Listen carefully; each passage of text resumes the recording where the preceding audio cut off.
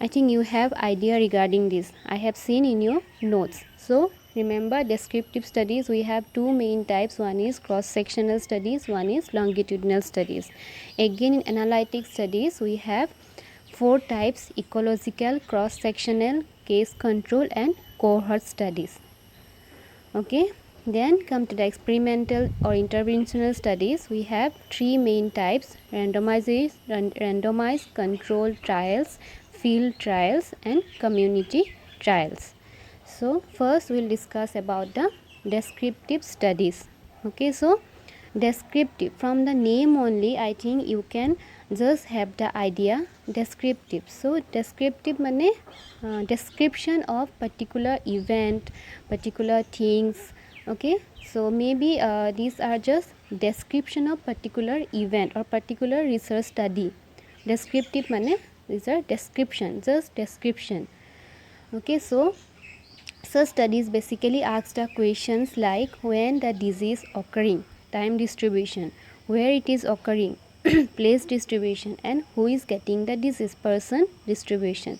So descriptive studies always concerned with these three things. One is time, second one is place, third one is person. Place, person, and time.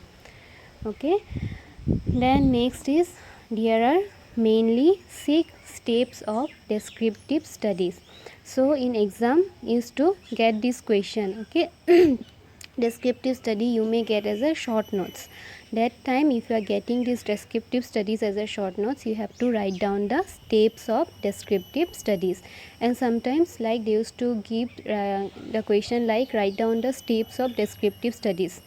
Okay, then you write down the step by step and try to explain in between. Okay, you need to give explanation with example. So there are mainly 6 steps are there for descriptive studies. First one is defining the population to be studied. Okay, you have to define the population which you are going to study, your sample. Then defining the disease under the study. So what disease you are going to study, you have to define it. I think you all have idea regarding the operational definition. Yes, so we'll discuss later on in details. Then describing the disease by time, place, and person. Then measurement of the disease, comparing with the known incidence, and formulation of an etiological hypothesis. So these are the 6 main steps of your descriptive study. So what is defining the population to be studied? The defined population can be whole population in a geographical area, or often it is a representative sample taken from the main population. So in research also you have population, you have sample. Yes or no? What is population and what is sample? The difference you know? Can anyone tell me the difference between population and sample?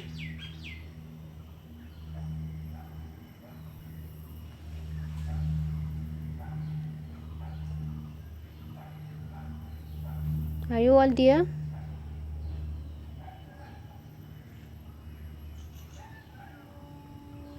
Yes, ma'am. So can you tell me the main difference between population and sample? Like sample is only the representative unit, ma'am, of the population, and population is like the aggregation of the unit for which the researcher is interested. Okay, good. So population means everyone. Okay, everyone of the particular community. Suppose you want to conduct a like our problem statements are a study to assess the knowledge regarding prevention of diarrhea among community people. Okay, this may be your problem statement. So according to this problem statement, what does it say? It says that you want to study the knowledge of regarding prevention of diarrhea among the community people. So your population will be whole community people. Okay, but maybe due to time constriction or maybe due to many reasons may be there, we cannot take the whole population. Okay, that time what we used to do, we used to extract your sample from the population. So it will be a representative of your population, representative part of the whole population. So that's why we need sampling criteria to extract the sample from the population. So everyone knows what is population and everyone knows what is sample. So in the defining the population to be studied, you have to define your population or you have to define your sample. So in defining, you have to define their characteristics, okay, maybe where they are staying, which group you are taking. For example, the defining population can also be specially selected group, for example age, sex, occupational group, hospital patients, school children. Suppose you want to do a study among women, so you have to define women, okay.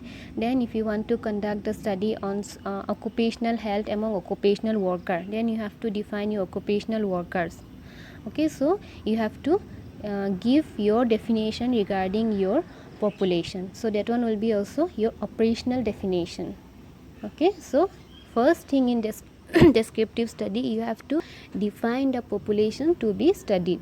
According to your convenience, you have to define your population with your own words.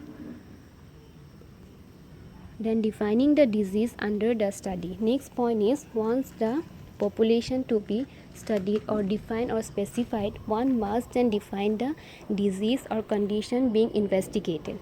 Here the needs of the clinician or of epidemiologist may be diverse. So in case of defining the disease under the study, how clinician they are defining the disease, it may not be same how epidemiologists they are defining their disease, because clinician they will have their specific definition, okay, but epidemiologists they used to modify the definition according to their convenient so that they can conduct the study, okay. So this is the difference between clinician definition and epidemiologist definition, okay. Here they are defining according to their convenience to conduct the study. For example, maybe the first group of research, they are doing a study among antenatal mother regarding the services provided by ASHA, okay. So here they are defined, here the services provided by ASHA they are defining in their own way, they are defining in their operational definition. So services, there are lots of services are there which are provided by ASHA, but for us it is not possible to take up all the services and to conduct a study. That's why you are defining in our operational definition the services provided by ASHA according to our convenience, okay. So here also in epidemiology, whatever you want to study, what disease you want to study, you can define by yourself. Means here also you have to write your operational definition according to your convenience, okay. So I think you know the concept of operational definition. Yes or no? Do you have the concept of operational definition? Just say yes or no.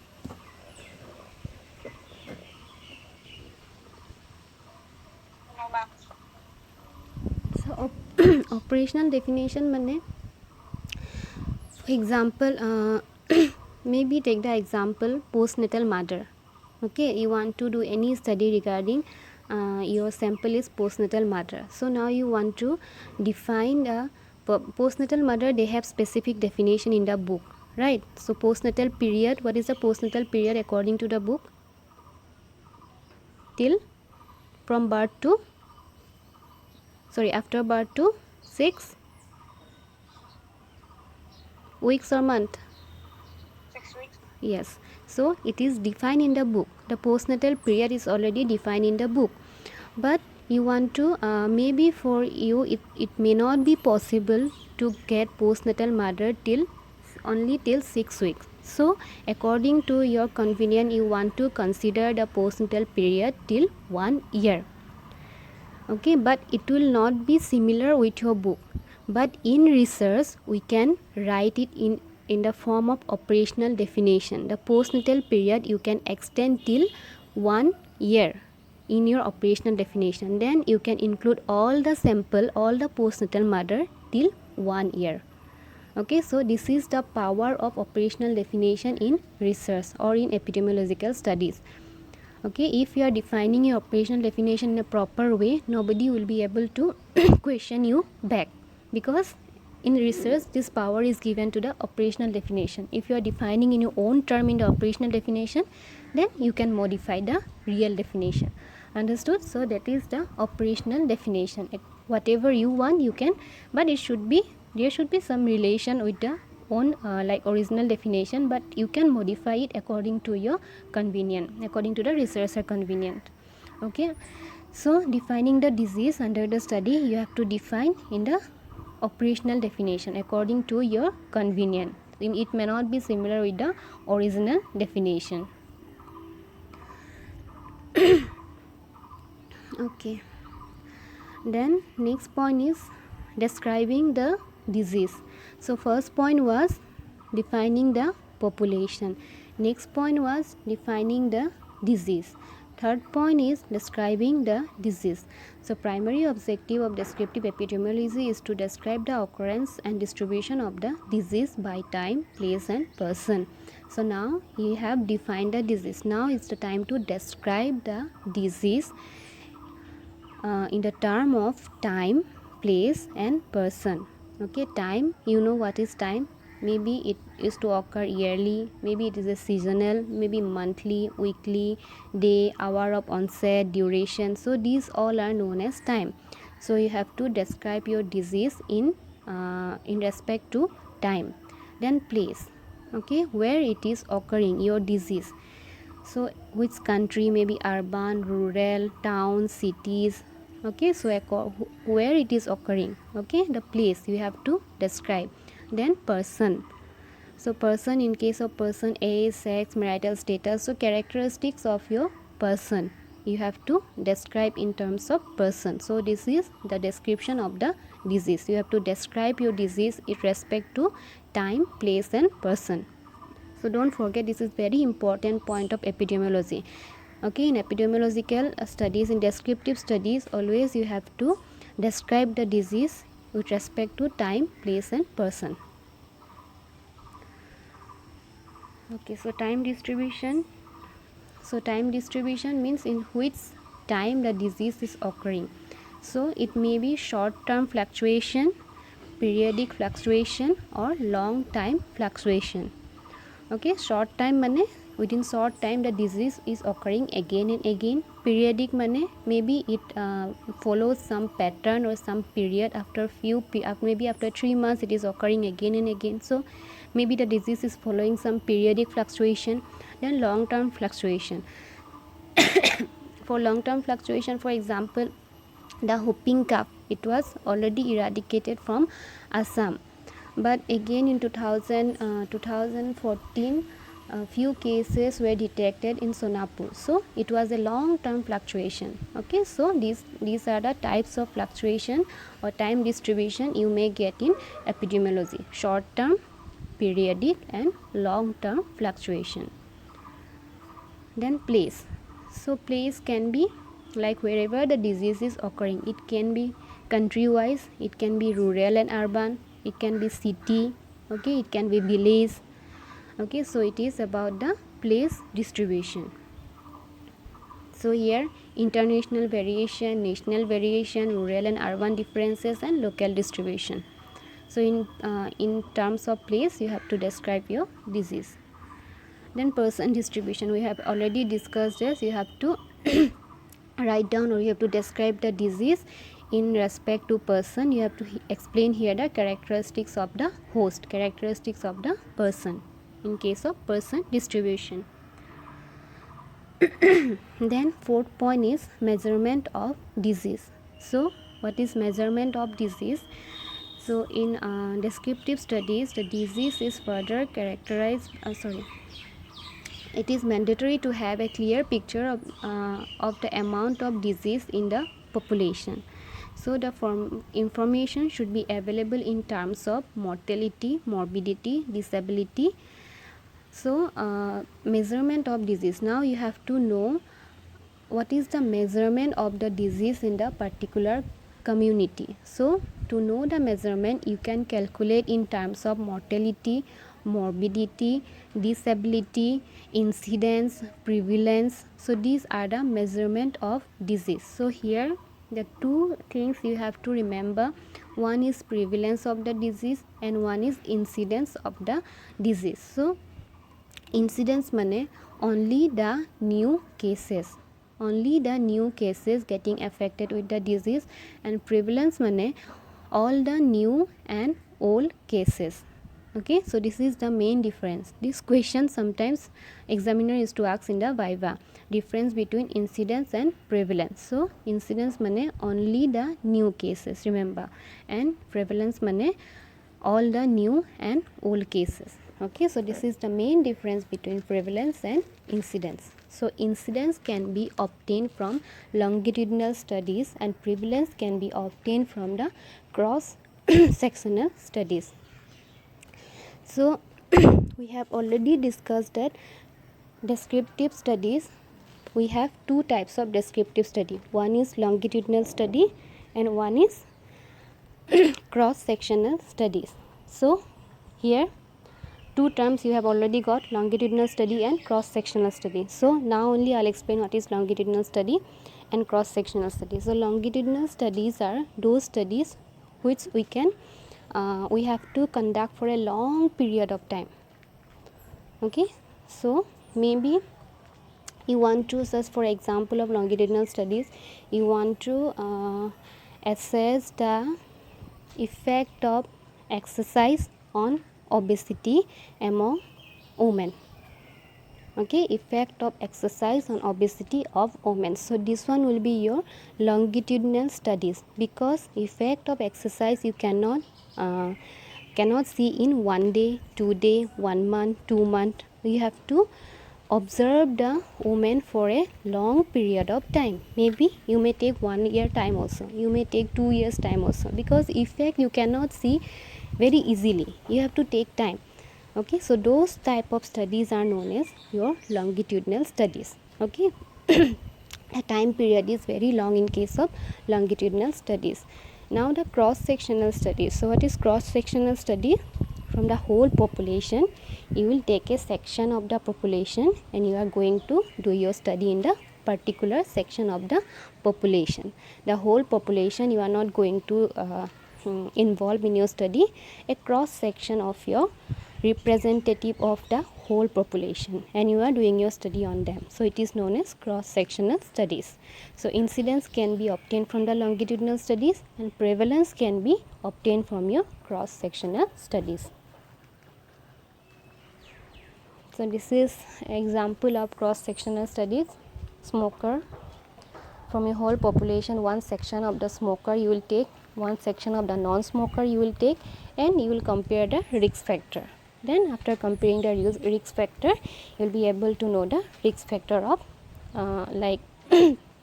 risk factor of the particular maybe who are at the risk factor of developing the lung cancer, because smoking causes lung cancer. This is a hypothesis. Okay, so cross section means from the whole population you are just cutting a part of the population and you are doing the study on the particular representative part of the population. So it is known as cross sectional studies. So here time limit can be minimum. Okay, so this is the two types of study we have in descriptive study. One is cross sectional and one is longitudinal. Then next point is comparing with the known incidence. So the essence of epidemiology is to make comparison and ask question. By making comparison between different population subgroup of the same population, it is possible to arrive at the clues of the disease etiology. So after getting the different data, okay, after knowing the measurements, after defining the population, defining the disease, describing the disease, okay, now you have to compare with the known incidence. So by comparing, because it is a method of epidemiology, asking question and making comparison. So by making comparison with whatever is already known to us, so we'll be able to know the etiology of the particular disease. Whatever data we already have and whatever data you have collected newly, so you try to compare both the data, and if you will compare you may able to find out the etiological factor, or you may be able to find out the result whatever you want from the particular comparison. Okay, so this is the fifth step of your descriptive study. Then formulation of hypothesis. This is the last step of your descriptive study, the formulation of hypothesis. So hypothesis means everyone knows what is hypothesis. Yes, these are some assumption. So hypothesis can never be 100% correct. Remember, in research also and in epidemiology also, hypotheses are assumptive statement. Okay, for example, the knowledge gain may be there. Okay, it may be present, but it may not be present. They may gain knowledge, they may not gain knowledge, but you are assuming that with your structured teaching program the population will be able to gain knowledge. So there will be difference, there will be like relation between pre-test knowledge, post-test knowledge score will be higher than the pre-test. This is a hypothesis, this is a just assumptive statement. Okay, these are not 100% true. So here in the descriptive studies, always after conduction of the study you have to make your hypothesis. Okay, before doing the study you cannot make your hypothesis in case of epidemiology. Are you getting my point about the hypothesis? Yes, ma'am. Okay, so in research what we used to do, we used to make the hypothesis from before, right? Then by support the hypothesis or to prove the hypothesis we used to work. But in epidemiology, the descriptive studies, you cannot make the hypothesis from the beginning. After doing the data collection, after doing all the steps, at last you have to formulate your hypothesis. And in observational studies, all the observational studies, you have to, like, you will be able to make only the hypothesis. Okay, you will not be able to get the exact result because you are not doing any intervention with the sample, you are not testing anything. You are just doing observation, right? Through observation you may not get 100% correct result. That's why in the observational studies you will be getting the hypothesis only. Sometimes you will get the hypothesis or sometimes you will test the hypothesis, but 100% effective result you will not get from the observational studies. Okay, so this is the last step of your descriptive studies, formulation of a hypothesis. Till here everything is clear? Yes, ma'am. Okay. Yes, ma'am. Okay, so next one is your analytical epidemiology. So analytical epidemiology, it is a part of your observational studies. Okay, descriptive and analytic. So descriptive we have discussed. In the descriptive again we have two types, longitudinal and cross sectional. Okay, in analytic also we have 4 types. From the 4 types, these 2 types is very important, so we will discuss only these 2 types here, case control and cohort study.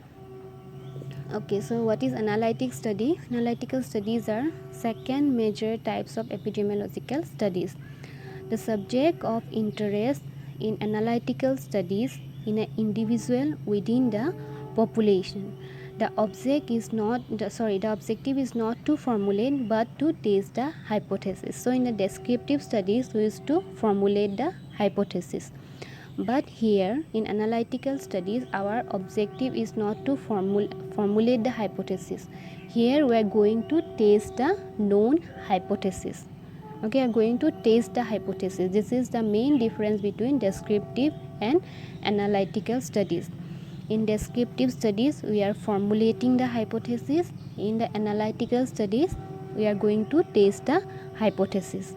But in observational studies, remember, we are always, all the studies are related to hypothesis only, some assumptive statements. So here we will study the two main types. One is case control study and one is cohort study. So case control, so from the name only you can have the idea, case and control, 2 word is there, case control study. So this case control study, it is often known as the retrospective study.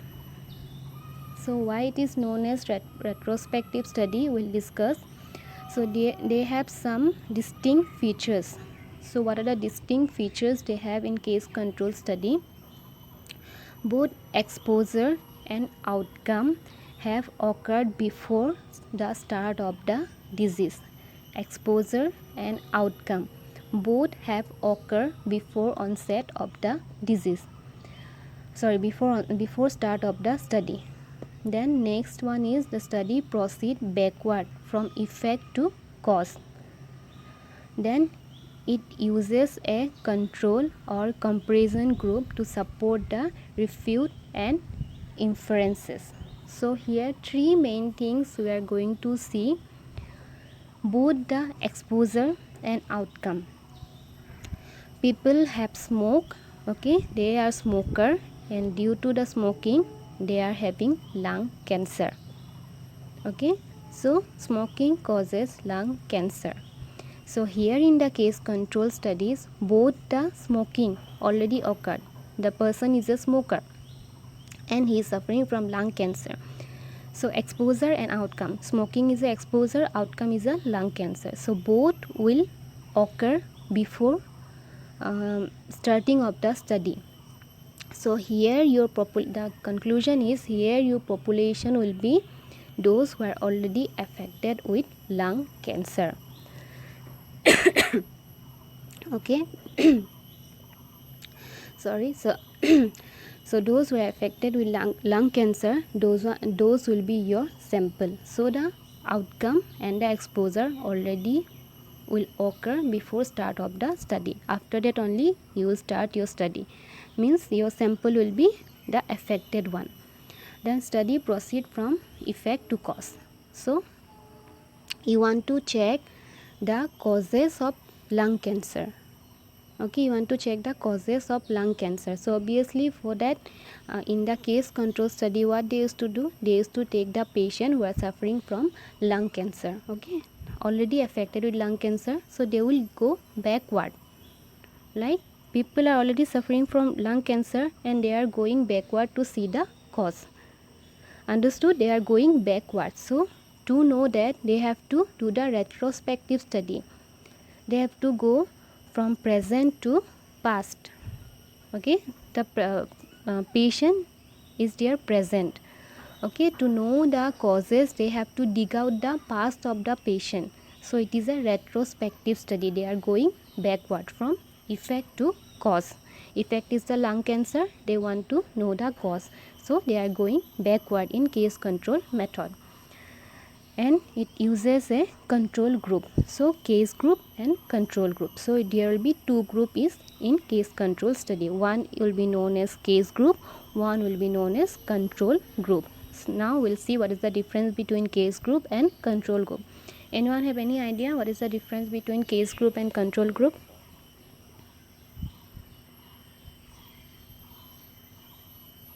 No, ma'am. No, ma'am. Okay. So this is a picture. So what idea can you get from this picture? Example, this is an example of case control study.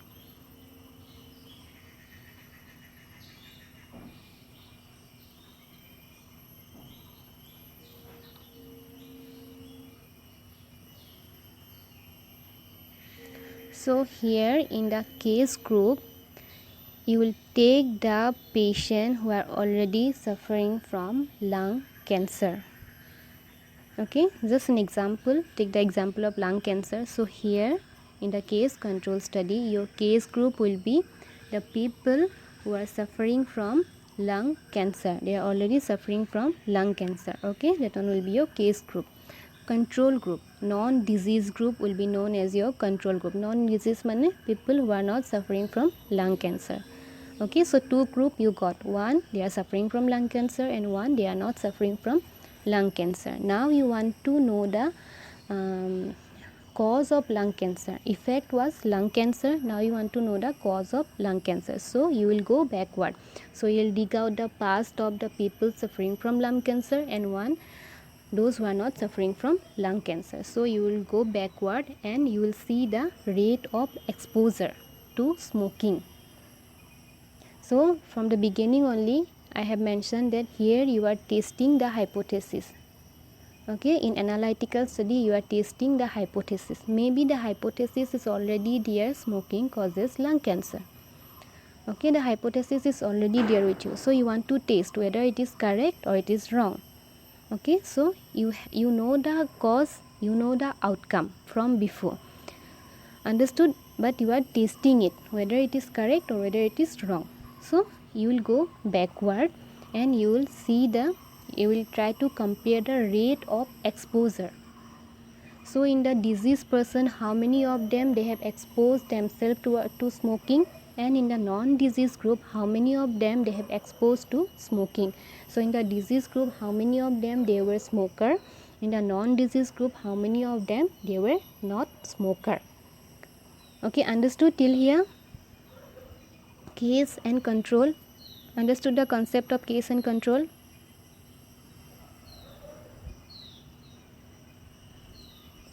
Say yes or no. Okay, so case will be all the affected person and control will be non-affected person. Okay, so you will go backward and in the past you are going to check from the disease group how many of them they were smoker, in the non-disease group how many of them they were smoker. So maybe for example in the disease group, suppose 10% were there in the disease group and 10% was there in the non-disease group. So from the disease group, from the 10%, 8 of them they were smoker.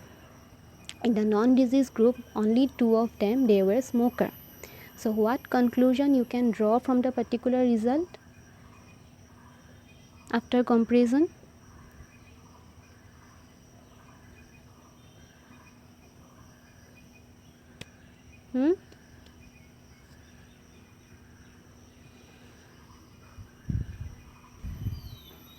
So what we are discussing, so what conclusion you can draw from this particular example?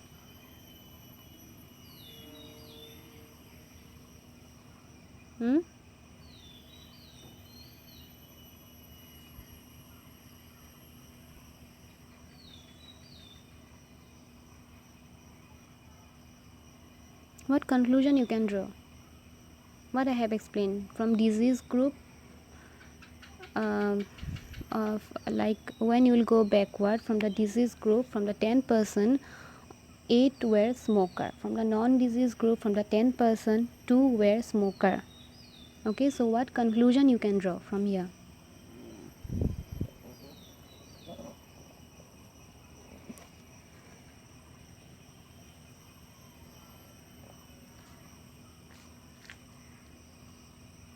Tell me whatever you have understood. If it is wrong also, no problem, just tell me.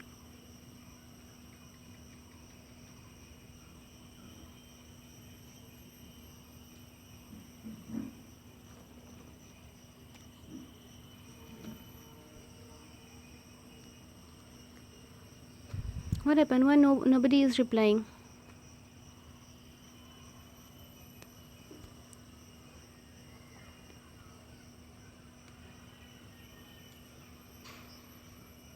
Dimse, can you tell me the conclusion?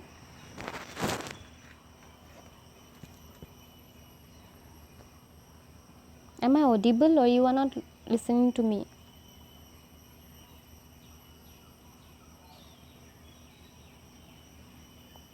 Am I audible to you all? Yes, ma'am. Yes, ma'am. Then please answer.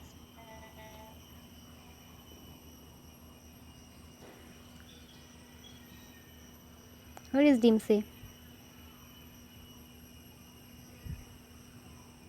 See, this is the problem of online class. I don't know, you all are listening or you all are not listening, because nobody is replying.